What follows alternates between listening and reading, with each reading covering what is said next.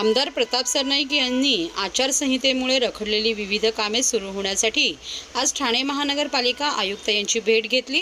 आयुक्तांनी सुद्धा या गोष्टीला चांगला प्रतिसाद देऊन थांबलेली सगळी कामे लगेचच मार्गी लावू असे आश्वासन दिले। लोकसभेच्या निवडणुकीची आचारसंहिता संपली, परंतु पदवीधर मतदारसंघाची निवडणूक असल्या कारणाने 26 जून पर्यंत आचारसंहिता आहे। परंतु शहरातली बरीच कामं या आचारसंहितेच्या कचाट्यात सापडलेली आहे। नाले सफाई असू द्या किंवा इतर पाण्याचे प्रश्न असू द्या।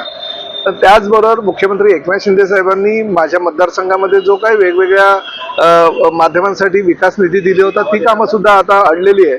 आणि त्यामुळे मी आयुक्तांना विनंती करायला आलो की 26 जून पर्यंत आचारसंहिता जरी असेल तरी तोपर्यंत महापालिका प्रशासनाच्या माध्यमातून विविध अधिकाऱ्यांकडे ज्या फायली पेंडिंग आहेत त्या फायलींना थोडंसं जर तुम्ही 26 जून पर्यंत ती प्रक्रिया फास्ट केली तर ह्या 26 जून नंतर काही निविदा प्रक्रिया करायची आहे किंवा काही मंजुरी देऊन कार्यादेश द्यायचे, ती कामे लवकरात लवकर होऊ शकेल। कारण हे 2 महिन्याचाच कालावधी मिळणार आहे, मग परत विधानसभेचा आचारसंहिता लागण्याची शक्यता आहे। आणि तत्पूर्वीच आम्हाला ह्या 2 महिन्याच्या काळामध्ये आम्ही जो 5 वर्षामध्ये विविध विकास प्रकल्प ह्या महापालिका हद्दीतील मतदारांसाठी राबवलेला आहे ते लोकांपर्यंत आम्हाला देता येईल। त्या माध्यमातून एक बैठकीचं आयोजन केलं होतं आणि आयुक्तांनी आश्वासित केलेलं आहे की 26 जून पर्यंत आचारसंहिता असेल तरी प्रशासकीय कामकाज कुठेही थांबणार नाही आणि त्या माध्यमातून आम्ही आचारसंहिता संपल्यानंतर जी काही प्रक्रिया आहे ते आचारसंहितेमध्ये कुठेही बाधा येणार नाही अशा पद्धतीने पूर्ण करू। आणि मध्यंतरीच्या काळामध्ये म्हणजे जुलै आणि ऑगस्टमध्ये जेवढी कामं तुम्ही केलेली आहेत तेवढ्या सगळ्या कामांचं कार्यादेश देऊ, जेणेकरून माननीय मुख्यमंत्र्यांच्या हस्ते त्याचं लोकार्पण आणि भूमिपूजन आम्हाला करता येईल।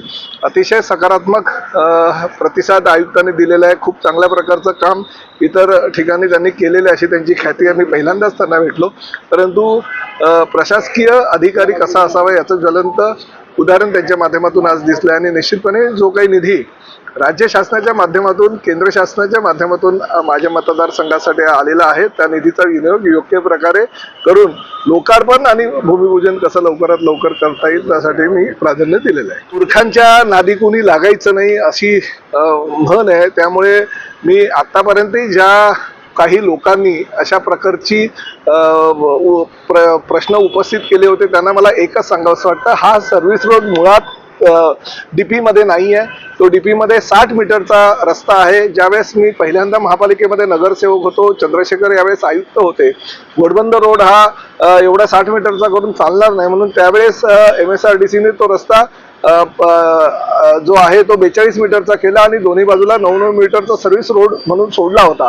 परंतु त्या सर्व्हिस रोडचा फायदा होण्याच्या ऐवजी नुकसानच होत चाललं होतं दिवसेंदिवस। कारण मध्यंतरी घोडबंदर रोडच्या मधोमध जे मेट्रोचं काम चाललंय त्यामुळे ट्रॅफिकची समस्या फार मोठ्या प्रमाणात घोडबंदरच्या रहिवाशांना निर्माण होत होती आणि सर्व्हिस रोडचा फायदा होत नव्हता। कारण त्या सर्व्हिस रोडवर प्रामुख्यानं सगळ्या ट्रक, रिक्षा, मोटरसायकल, गाड्या यांचं पार्किंगच होत होतं। काही ठिकाणी तर गॅरेजेस थाटले होते।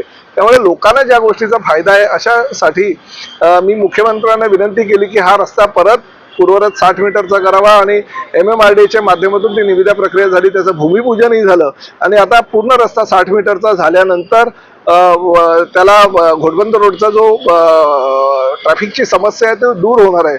परत एक दुसरा प्रस्ताव सुद्धा मीच दिलेला आहे की आता मध्यंतरी गायमुख घाटाचं काम चालू होतं, त्यामुळे जवळजवळ 2-3 तास वाहन चालकांना लागायचे। आता जो प्रस्ताव दिलेला आहे त्या प्रस्तावामध्ये गायमुख पासून फाउंटन हॉटेल पर्यंत हा एका बाजूला खाडी किनारा म्हणजे CRZ आणि तुंगारेश्वर आणि Sanjay Gandhi national park one खात्याची जागा असल्या कारणानं दुसऱ्या बाजूनी तो वाइंडिंग करण्यात यावा, जेणेकरून तोही रस्ता 60 मीटरचा पूर्ण फाउंटन हॉटेल पर्यंत होईल आणि जी ट्रॅफिकची समस्या गेल्या अनेक वर्षापासूनची आहे ती दूर होईल। आणि त्याच्या मधोमध गायमुख ते दहिसर चेक नाक्यापर्यंत मेट्रोचे पिलर उभारावे, जेणेकरून मेट्रो सुद्धा पुढे जाऊ शकेल। त्यामुळे हा पूर्ण कापूरवाडी नाक्यापासून ते फाउंटन हॉटेलपर्यंत 60 मीटरचा रस्ता हा प्रस्तावित आहे। लोकसभा निवडणुकीच्या पूर्वी सगळे आमदार खासदार आपल्या कामामध्ये व्यस्त होते। आपल्या मतदारसंघातील जो काही उमेदवार होता महायुतीचा त्याला निवडून आणण्यामध्ये सगळे आपल्या मतदारसंघामध्ये असल्या कारणानं मुख्यमंत्र्यांची भेट बऱ्याच आमदारांची होऊ शकली नव्हती।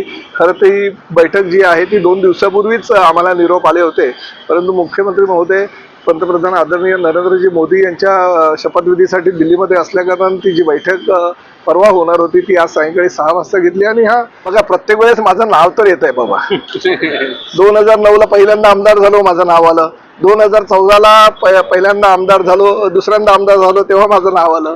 2019ला तिसऱ्यांदा आमदार झालो तेव्हाही माझं नाव सुरुवातीपासून येतं. नाव येत राहतं. मी कदाचित नाव आल्यानंतर प्रताप सरनाईक समाधान त्यांना वाटत असेल अशा प्रकारे तुमच्या सगळ्या चॅनलवाल्यांची भूमिका असेल, त्यामुळे मी समाधानी आहे. माझ्या मतदारसंघातील कामं जी होत आहेत ती अतिशय चांगल्या पद्धतीने होत आहे. आणि मी आधीही म्हणालो की मी स्वतः मंत्री होण्यापेक्षा ठाण्याला मुख्यमंत्री लाभलेला आहे ते माझ्या दृष्टीनं फार महत्वाची गोष्ट आहे. आणि मुख्यमंत्री म्हणून एकनाथ शिंदे साहेबांनी 2 वर्षाच्या कार्यकाळामध्ये जे काम ह्या राज्यासाठी केलेलं आहे आणि त्या कामाचं प्रगती पुस्तक सर्वसामान्य जनतेनं दिलेलं आहे. 7 लोकसभेचे खासदार निवडून येऊन 46.7% जे आमचा स्ट्राईक रेट आहे तो दाखवून दिलेला आहे. त्यामुळे ठाण्याचा मुख्यमंत्री, ठाणे महापालिका क्षेत्रामध्ये आमच्याबरोबर नगरसेवक पद किंवा शाखा प्रमुख म्हणून काम करणारे एक राज्याचा मुख्यमंत्री, अशा पद्धतीनं 2 वर्षाच्या कार्यकाळामध्ये त्यांना एवढं यश प्राप्त झालं, आमच्या दृष्टीनं अभिमानास्पद गोष्ट आहे. शिवसेनेचे काही आमदार आणि अजित पवारांच्या